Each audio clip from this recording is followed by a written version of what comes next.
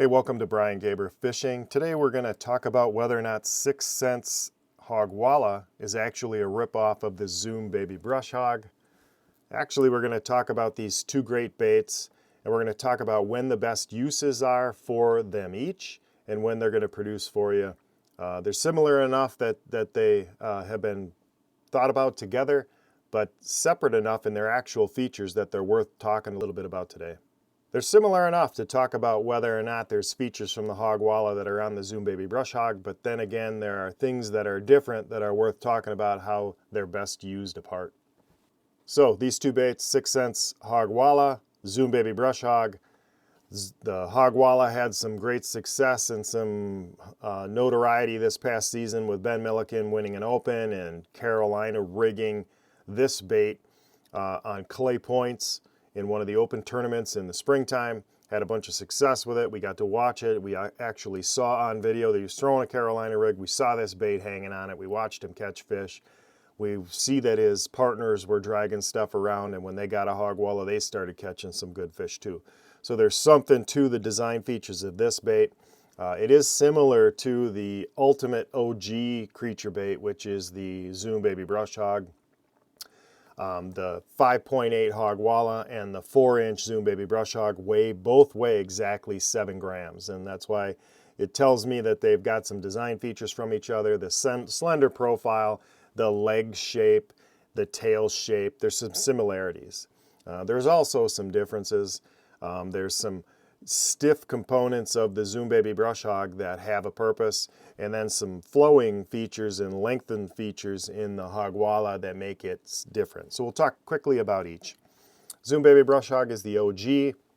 Like I said, it's got legs that are attached to the body. Some folks have told you to separate those. I keep them attached. They've got a stiff paddle that you can cut up, and I'll cut them up, slice them like a crawfish claw if I'm Nico rigging this, but if I'm Carolina rigging this, I want the stiffness in the upper half, and then I want the flowing of the legs in this half.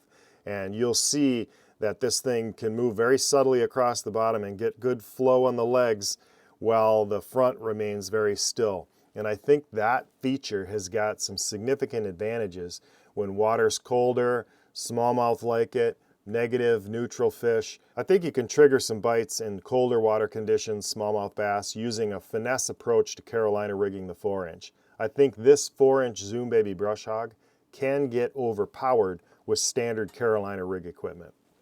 I'm not saying it always does, I'm saying it can. And so what I do differently is I will use what I call a finesse approach, a finesse Carolina rig.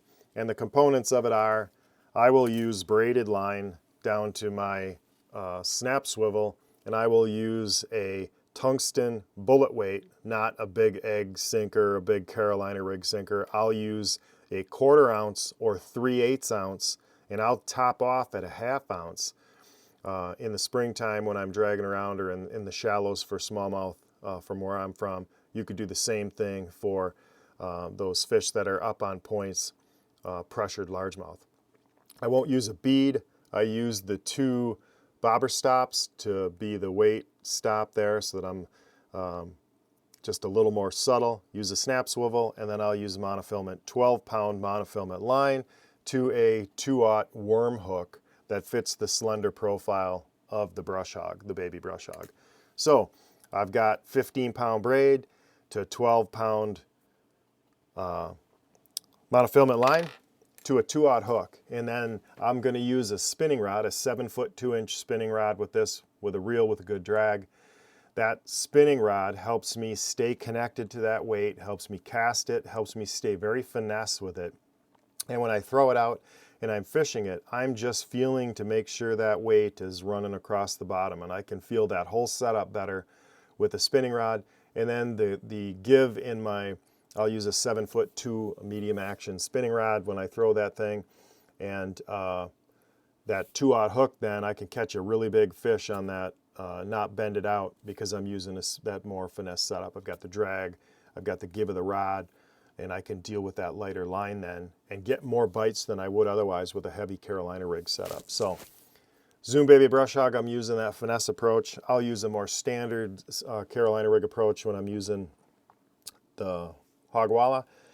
And one thing we'll talk a little bit about the hogwalla is it's more flowing, right? So it's got the same sort of legs, they're thinner. It's got bottom legs instead of paddles. And then it's got a lengthened tail on it. So while it's copying the shape of the brush hog to a degree, this is a little more lizard-like. It's got ribs on the body, maybe get a little different vibration profile over it as the water moves across those ribs. This animal really moves, and I'll show you a video of here from 6th Sense. This thing pulled on the bottom. I don't think you can overpower this rig with a standard Carolina rig setup. If this moves at all, every appendage on this baby is moving. And this thing would stand out from a lizard. It would stand out from a creature bait because of all the movement of everything on it. They've done a really good job of making this thing move. And so warmer water, situations maybe that aren't quite as pressured, or if you're sure you're the one throwing this out there and everybody else is dragging something different around, this will get some movement that others won't, and you'll get some bites that others won't. So standard Carolina rig, I'm going to use this one in a little more active situations. Finesse situations or smallmouth, I'm typically going with the Zoom Baby Brushhog approach to it. So although they were similar, they've got some differences. One secret I also, it's kind of I didn't know about it anyways, was that there is a top and a bottom to the Zoom Baby Brushhog, and it's a feature when you're dragging it that's important to know.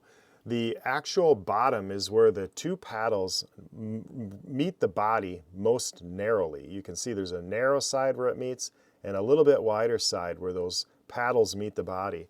And on the narrow side, when this thing drags over, if it drags there, those craws or those paddles are going to separate.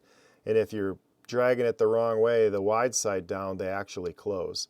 And so you want them to act like pinchers and open of a crayfish in a more defensive posture when you're going over sticks and logs on the bottom. So pay attention when you hook this up and you're dragging it that the bottom is the bottom and the top is the top. You get better action on the paddles. So great baits, both of them fantastic baits. Both of them I have multiple colors of the standard colors. I mean, like I said, Zoom Baby Brushhog has 30 colors, hogwalla has 10. You know, you probably could get away with 2 to 5 colors of each, and you're good for the season. So great colors available for them both. Both have great action. You got the OG that set the stage, that's still catching fish, still in pros possessions, and they're using this to this day. They don't talk about it a lot. There's pros who are sponsored by other baits that are using this thing. So don't ever sleep on the Zoom Baby Brushhog. But then pay attention to the fantastic action and success that we saw with the 6th Sense hogwalla. So hope those tips are helpful. Please like and subscribe, and we'll talk to you next time on the water.